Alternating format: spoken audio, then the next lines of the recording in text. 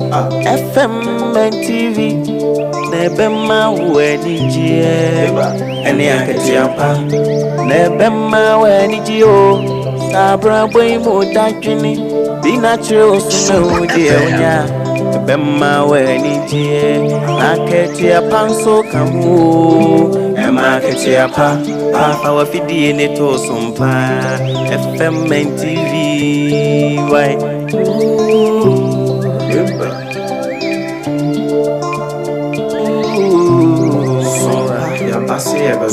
Yasim SOMPA mani jeni akati apana unu wada SOMPA de asitine imunu ema akati apa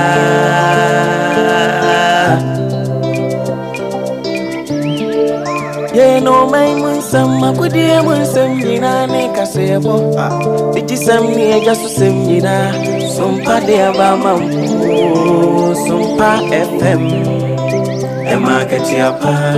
SOMPA TV Emenijie SOMPA TV Emenijie Oh, wisdom ni mitie SOMPA FM he SOMPA TV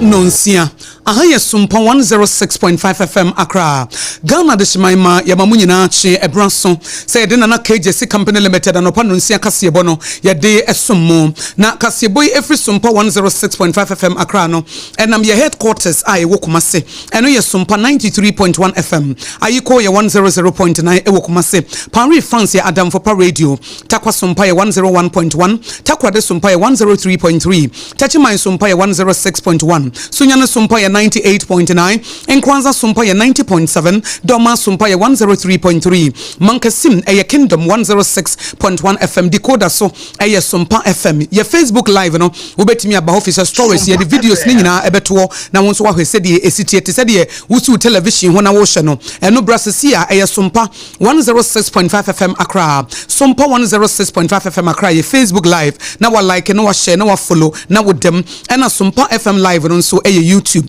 and some ye ya boni nyina bede e de akwa to www.sompaonline.com nana KJC Company Limited no pa no nsia kase bo eno no na endpoint homeopathy clinic nso ejino abababa promasido Twisco energy drinking so ejine tata ena 20 na 74 missions so emano akwaba ensemo ye de emamo anopai dedi mo akotene no ebini Kane Supreme Court Judge Edna Noato ma me justice Tokono ensem no bi no aka na dwan kire MPP for pa na mpanifo eda Gold Ghana Limited no Asanko Gold Ghana Limited ano wo mo de krata bia babonte ye de munchire no ebebrem na mo director o wanchi e kire se binyiri entokwa asi hono nya de a nipa bia fa mahwere ne nkwa Emrashe bedwani owosubi onobo Yujimpoachi entry so aka bibi e de afa 4.6 million Ghana cedis development fees no a NPP mpanifo e de baba ye adwuma no FDA for ka kire ma ye ton ade e won finfin mantam titiri pan wo ma wo street so ne se enjise bia won de ama won ye nisu a asembeto na former GES Deputy Director General Dr. Kwabena Bempatando wono so akansem bi e de fa BEC for enso hwe a ekoso ayetete won sensem a aye arehosem no eho emfa ho sensensem koso e wo Israel for ne Gaza for ntamo no Israel ni India akonti ase apan bi yede munchim bebreo ensem pi ka wenum ho ene yede som se eko ba simprimu na KJC Company Limited anopa no nsia kasebo ye ne yede kasebo esom anopa wo SOMPA 106.5 FM Accra no eyeme akosua ago ABOAGYE mene medoba OBREMPONG na kwaku ampoma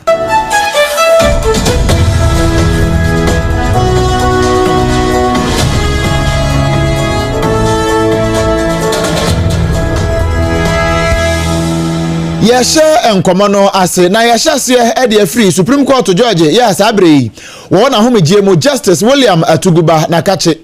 na ano a Omampani twa nkrata ba yɛ Chief Justice Mame Gertrude Eraba Esaba Tokonu wɔyi ne to akonya sɛ Chief Justice afei bench ne so ɛwɔ Supreme Court nso wɔyi no afiri hɔ no amanfo bebre ɛkasa sɛ we ɛyɛ amanyɔsɛm ɛna tae chesan sɛ ɛbra na NDC wɔn bɔ ntoa ɛwɔ man mu apra banya afimpinu ne aduonu nan mu no ne mu nipa bi kasa wɔn ba pɛ Chief Justice wɔn bɛyi na afiri no ɛno wɔn ba yi wɔn yɛ ɛno na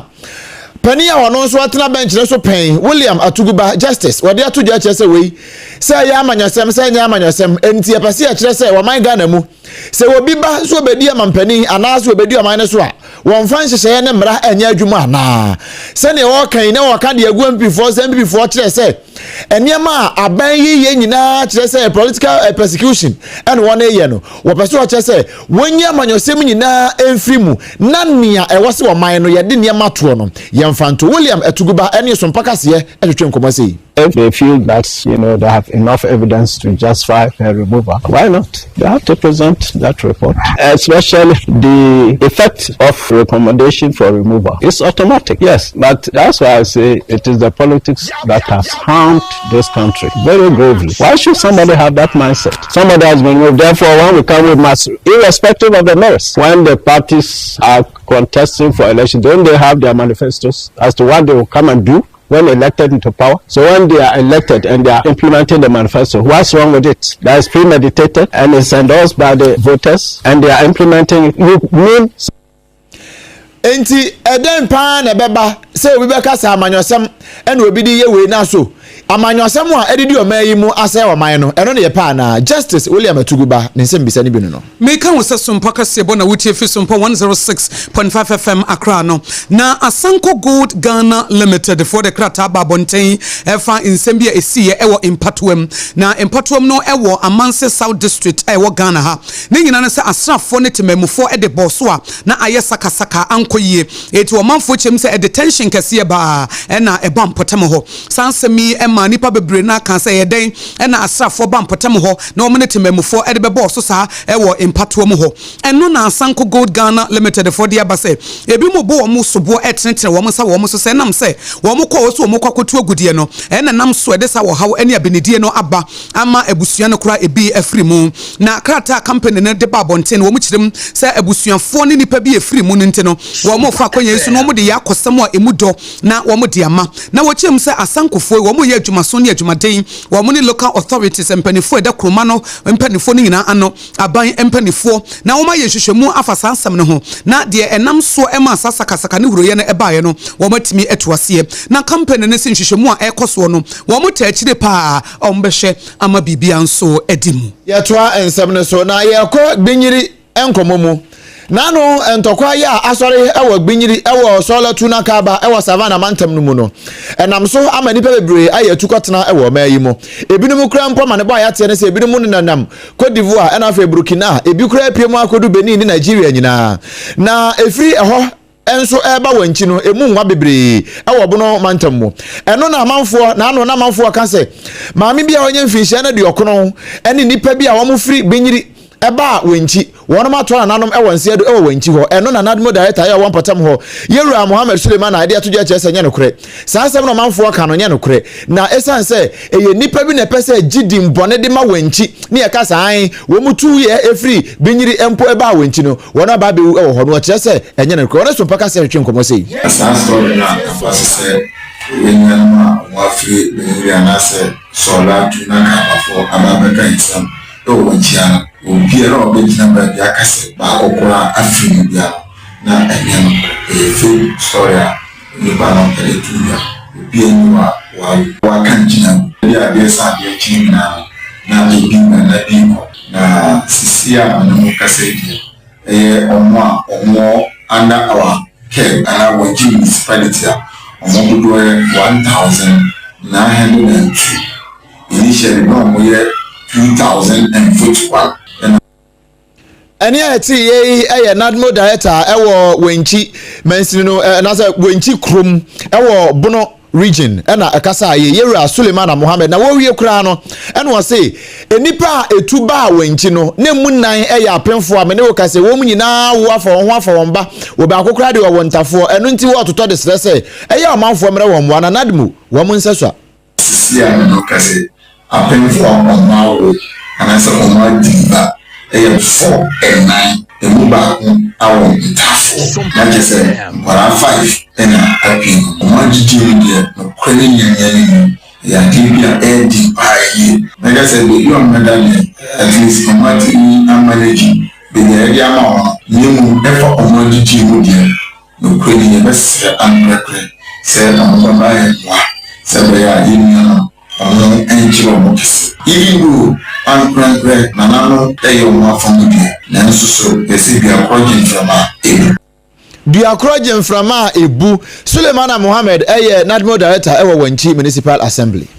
na yetu kasebo no so na mahebedwani dada na wo subi honorable Eugene Boachi entry e dia todwa said the friend development fee I know NPP amonyekuo no a charge dia to say presidential aspirants obi opeso otu franka ema party no watu ewusika wie no obesansa tua sika ne dia ma wo no onyi ni se ebetimi aboa o se ebasa no a ema sa presidential aspirant no obeba na nyame ye na dom na obeye mampanyina sa appointment bi ba na appointment ni enkoyi a wo muntimi nka ho asam eso magi sika pudo sika bete no every ninsem sa 4.6 million Ghana cedis no a obi a wo pesa wo pre ne sesa wo tua edeka ho no wo se emu owurem sa bre party na sigina ye se obi a wo pesa wo pre frankatufo agya no forms no nko a 100,000 Ghana cedis ya ebi makotua na dada ena wo ba be file no so filing fee no 500,000 Ghana cedis wasan awie no ye the development fee aka ho eno ye 4.6 million Ghana cedis no no wo mo de ba be ye mpumtuo ede ama amonyekuo no eno no wo se sa development fee ne de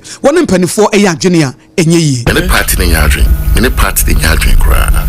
time started while be contest sitting MP no I couldn't make us say father say me MP Osubino every year man spend the kra no was about 500,000 Ghana cedis as sitting MP it is say 4 years no must spend 2 million Ghana cedis on swimming no be far form so be challenge me na cause me tria 35,000 da sebe me hu nyanse o man da sum nemu because kana ma spend no to nurture the constituency no enye now enye mu 110 kra na oje free ni pakro it is a good year no what spend 500,000 4 years what spend 2 million cedis nurture the constituency 4 years so ba be contest so be sack spend it ska tse fi bi TNT ba ko esa ma we na we na ka say akuabo acho ya dom so ba be contest onu ko 25,000 are you not insulting me as an MP the DNT no be president of Ghana esu ko twa development fee sansem we nyina fi honorable Eugene Boachi enchemre bi etwemo no na oye mahebedwani ewo subin ena osesa development fee no 4.6 million Ghana cedis no a party ni mpanifo AGF free presidential aspirant ho no woni wo mo enya adwene afutuo akọ ede ama won mo a eton aduane titiri pan won mo a ewo street so ewo mfimfim mantam mo na we food and drugs authority won mo krabata ewo mfimfim mantam mo pani pa ena ka say Maame Francisca Anoche wo kire say won mo ye ntete ne nkyekire pa ede ama won mo atonton nuane ahodo behanu wasi table kitua bi won nkyɛnkyɛn ho no wɔtɔn na manfo nso tenkyɛn ewo kwantimpo mo street mo no mo didi no o ma ye nkyekire ede ama won sɛ ne ebe ya won betimi aton nuane papa ede ama o manfo na afei o manfo no so nya mpomden ewo omoduane a wo mo etomu sebe mpanin se obi ntonsa mfanhya ne busuefo de nanso se wono mo beto aduane ewo nkwanchan ebedidi bewie ne besa akofa yade de abra won de FDA nya de a won beso so ye hwe se ntete ne e de amomu no omo ko back to omo kitchen ani omo fiefie a omo ye aduane a omo befa kwan paso se onwo kasa ne personal hygiene obedi ne ho aduane a o je no obeni yi a enfa ohaw emba afei ni environment na oye aduane no eho beti going forward na ye expect say food vendors na omo beye na yina akomodimpa omo a omenya ho amba no wọ́n anya ho ama ne nyina no so wọ́n ne wọ́n betumi aye bia de afa ho se be ya wọ́n so benya so mfaso wei eye panimpa kwancefo da food and drugs authority ano ewe promant ye mfimfi mantam mu Maame Francisca Anoche na ne nyina mu no yamane boni Eric Anan ama na nso ho a wọ́n mu nso a ekoje ntitie bi ebo nkomo na wọ́n kire wọ́n susu ehunu sei FDFO ncheche obecheche in fact wa go hen ka wa ma ye hu de ye to ne jibana o de ye ma ye ni neatness o ye juma na ezbana ye to so no everyday dia ebe ma ezbana ye no ma ye so ya tona ma afofo so no nkofa ye ba brain na ye ni potom sa ya tona adun so e won kan ye fi ama ye ezba no so no wato amobiza won kan ya problem bia ye nya fa so pa ndepa inde ba mbe peda me ka che won de won asepa won che che ande wa brain ye best dey nka otu mechi bono baba bo anya na ye to ne ezbana no na won ye lezi nkomo ama mpo ye ni we fi bibia ya asane ya kaye mu na ya na wa bo ma ne ye da se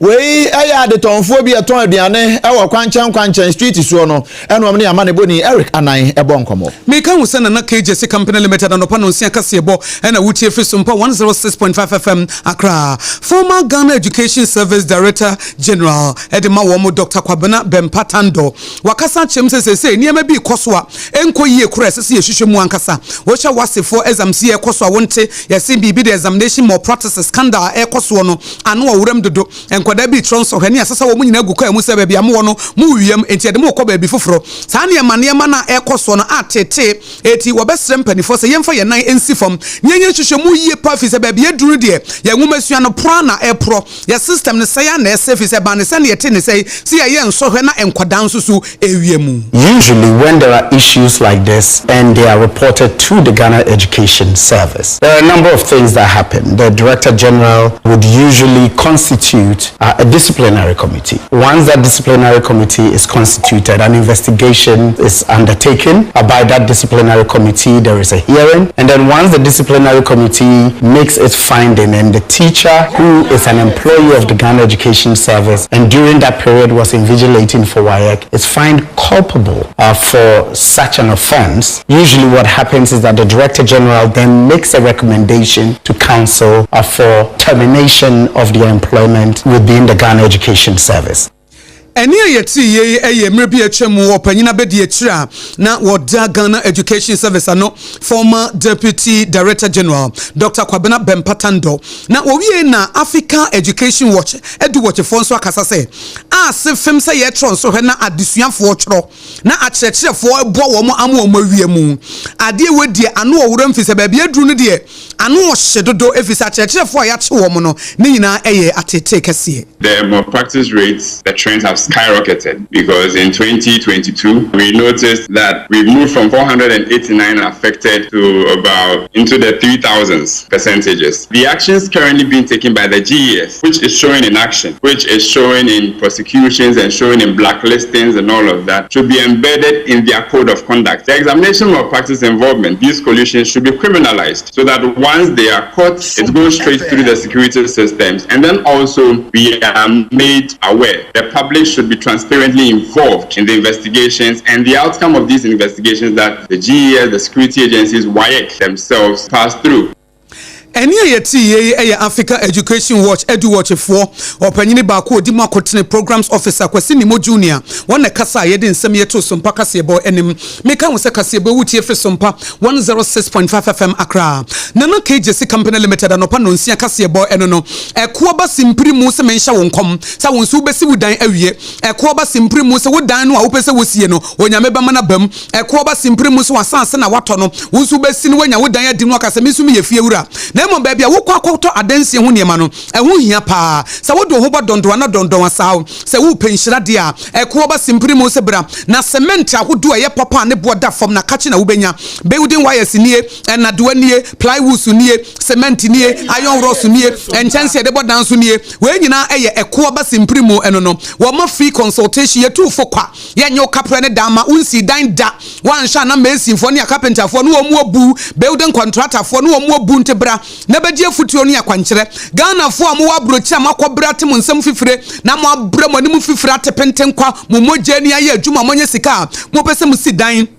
edan na apese wusie no eko ba simpiri mu ho na sesa mo fra no fra ni sesi anu ontufuo eko abeto foundation na wo beboso wo beye ho adwuma na obia emu free delivery nso ka ho ntinya afa no akoto adansi ho niema na obegina ka ho se wo peka eko ba simpiri mu adwuma panti waje abasobo ewo Ghana ene amonone wo branches wo mantam dunsia ni nyina mu depo akese eti so pese hu ba bia eben wo no a ene nana KJC Company Limited ya wo bebo wo mo si dan no eye 020 020-4355-040 na with them endpoint homeopathy clinic if you do soon Dr. Edu Bonte any doctor for any nurse for every UK buy and almost say your branch of medicine be a friend homeopathy na Ghana for do one when you ma de kodie yem fa mesa yare homeopathy na edansom wanu wonu nuro wanu wonu research wanu wonu massage wanu wonu bibia ene e de eba ye ya ba ye no emema ye friend premature ejaculation ya na ye de Mr 1 minute atu omudin so no any 30 seconds no say ni nyina ekọ emema ye si low sperm count wa eno eba ba ma no so na wo bre na ni ewu wo hyedam mintime nye meyere misro wan hwa no obi akwanye meri o na ye de aba ba hyem yo ene sa mema ni nyina da ni esuri nyina akọ enam homeopathy no a yafa endpoint homeopathy so e de aboa wo mo no if low sperm count ekọ high sperm count low sperm count ekọ high sperm count ena mane mema wo mo pa wo prostate issues say stroke mobuo yare nerves ne kidney ne liver issues ni nyina no brane yemfa homeopathy nuro no so na yemfa moa wo ayaresabia papa wo bowura hwa wo bedi ho adanse ye physiotherapy ene massage ne emma bibia koyie kama Emma woni pedua na etiase se wo won kan ha sprinters kwan no so ye fra ba bi share signboard se wudru taxi fo ni gina ho wubusa wo ma wo bi abekere se endpoint homeopathic clinic nie ena se wo kuma se nso akrono mabo ahia e wo kuma se ena tema community 22 so ba ko ho fra endpoint homeopathic clinic anopa ya je number na frɛ na kwaje ayaresa papa ma ho nto preko ye mfa homeopathy so ne ye mfa moa wo eye 0244 867068 0244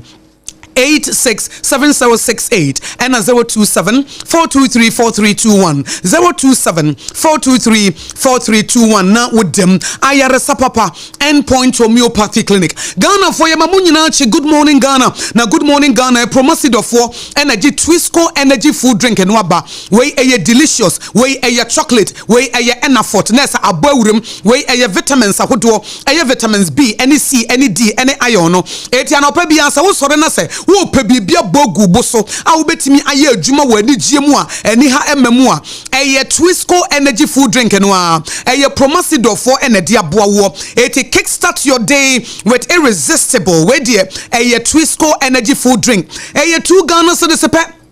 2 Ghana cedis na with them it wunya fa 2 Ghana cedis na nya nsuo hye ensuo de na de wono a na wo na wo sene no Twisco power your dream enye nwanwa se Food and Drugs Authority so agiatum na unim satete dudo no ya nananom so omo no ma no manya wo manim efise na enyu no se ya ye ne ti se nsuo ye fa ne tonti na 74 mixture it is dudo no na wo mo no mu a na wanyinya nanim na se duro no wo bra no se wo mre tonti na 74 mixture no nubrani hamano na ye nananom kekensi ani nom no munya hode enyini che no ya ye no ti se nsuo na nsunya ne nuo no ne nyina ebiwom aye di DHC ne ye dia blend ne kama it is a wotie sompa kasebo e wo sompa 106.5 FM Accra any affiliate stations ahodo no a me busa wo se ba bia wonuo esisie no tonti na 74 mixture si ho ana fakosi ho na yare no enya makora e bi se wo bia wonum tonti na 74 mixture no wonyare efise immune system ne woni pedua mu no e boost no e mana hoden e ma soja fo no etimi ekoma eti da bia blood related diseases no a agi woni pedua aboso no wo betu ase high blood pressure no so ebekọ blood sugar no so ebekọ ekuro beto ho a chance na ewuo abata amutie menesa wo babi ekuro ato no ho na ekuro ni nguda wawu mu wananti bibia ba besi ho na aye po ne bo ho ekuro ni nguda nom tonti na 74 mixture ne hunu se immune system ne ba ya adwuma da bia na me kidney da bia na me liver na da bia me bowa da bia me bu me nsa me bre me home no enkoyie de wo hia eye tonti na 74 mixture fi se wono de wo koni pedua ni mu a wo bowura immune system no ne wo wura no na wa ye mra ne wo boho no no wa ma na gira na so na afi wo bo adwuma ma tonti na 74 mixture so wo pedudu atu o kan shi drug lane ena koma se ashtan kolina heba no wo benya bi o manfo mo pedudu atu no momfrey eye 024607349 eye 024607349 ena 050162891 050162891 tonti na 74 mixture we die yedie mu a ahe SOMPA 106.5 FM Accra e market yapa ye homeso ye ba ya de dia kanyina ebeto aso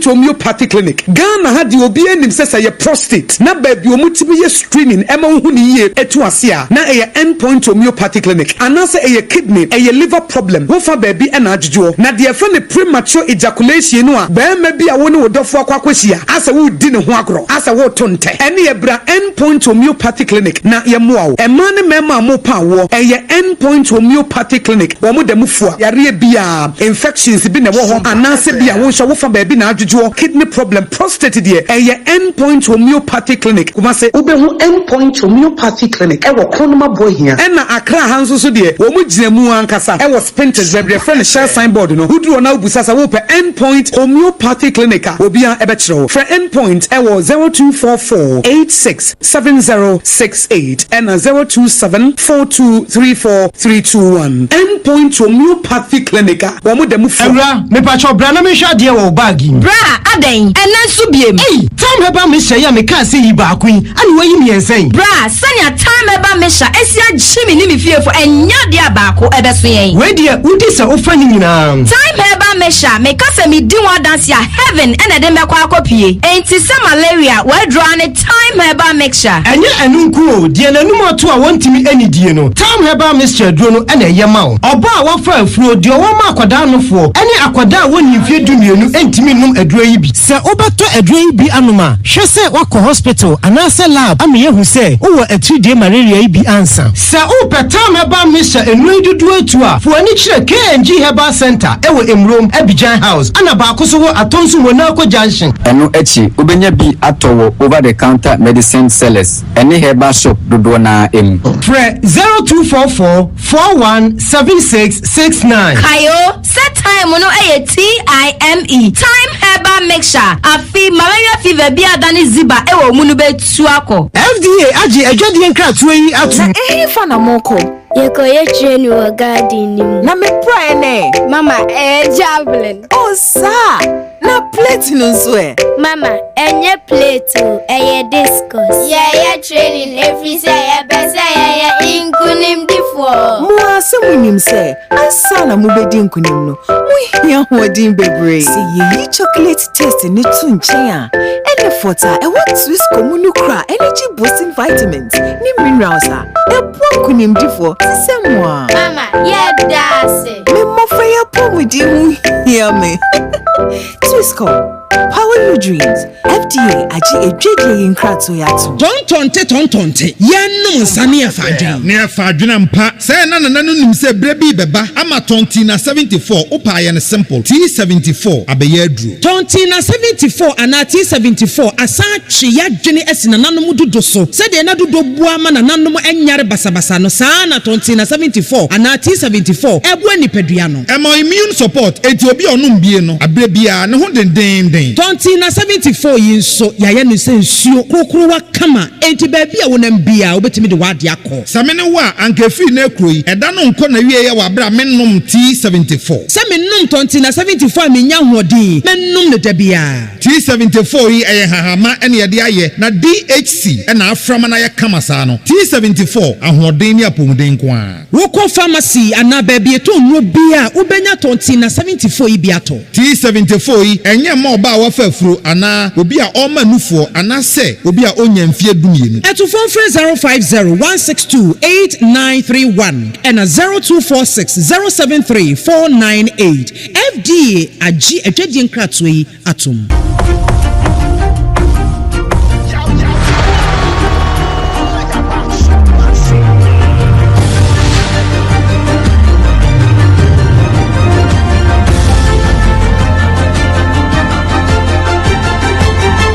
SOMPA TV Emma Aketiapa. Nokure Emma Aketiapa e transem no so ne den sem na kopie mu ewo amanone. Wa amanone se mu no emfa ho se Palestinian for any Israel for den tokwa ayantam so den no Israel wo mo so afo ye ohwe sikasem so abomode abudu mu ewo India any India man so afo Narendra Modi akwakohia akobon komo na mo nkomo ni nyina mu no mu wie ade wo nsa ahyante ase apam ase kire se wo mo ebetimi aboa pa maman mienu ntam nkitahondie ya wo mo wo no etimi akonkan pa na no nam so ema ukopie mu ewo Israel wo mo pani a wo no di wo manim so aboafo ye ono hwe sikasam ensem so eye Bazalel Smochri wono ene ko ho a woni mpanifo ekohia yakodi enkomo na enkomo ni nyina mu no wo mo sensanti ase apam ni nyina no na India so Minister of Corporate Affairs eye Nemala Sitaraman wono ene gina India mansoafo na mu esensan krata ye nyina no wie ye pe ene wo ko Twitter tweet ne so X ho ekotwo to wo se wo mo sensanti ase apam na santi ase apam ebabo pa ama titiri pa ne bambosam ewa be fontentan fidie ne so ena afi bambo ewo mining nyina mu ene niema hodo ambe dandan no ene enemre mu niema ombetimi aye ama India akoyie no eno ehwo ntiase apam eno makwa akosensan kasebo no si ensemede summa no pagedi makotene bi ene se Honorable Eugene Boachi entwie mre bi atwemu no ye mra hyebedwane ewo subi na batom pesaso e de ato MPP mpanifo nim se sa 4.6 million Ghana cedis no a wo mo so wo mo gi se development fees free presidential aspirant no ho no wono wo mo enya dwene eno na Justice William Atuguba enso aka bi de ate MPP fo se wo mu nyai na amamra na ye adwuma o ma nya adwuma ewo justice tokono nsem ne ho Dr. Kwabena Bempatando mre bi atwemu no na wo ye Ghana Education Service Deputy Director General was sisa wo sha nhwehwemu asase ye efa ensohwemu wiemu no ebra so se ye nhwehwemu ni ye kwase evise suban se de esi tretre no enye fe India any Israel akonti ase apam se na ebe ya beboa ama Israel fo aboa Indian fo ewo bambosem mo ye ne de kasebo isumo no pay eyeme akosua ago aboagye wobetimi afrem yakosua nhira me ne medoba obrempon na kwaku ampoma nana KJC Company Limited wato adansi ho niema na eboye chidamafo ni ekire ho endpoint homeopathy clinic awofa homeopathy so Dr. Adibuate dia yeresa abrewo Twisco energy food drink na no pese se wubo bie no wudie mu atonti na 74 mixture ya ne tise nsuo na nso titududo no de na ewom no ubenya ni nyina nso ewom wo mo ne boa ye ma no edi mu yada mu nyina nse ye home so ye ba ye de Ghana today ebeto aso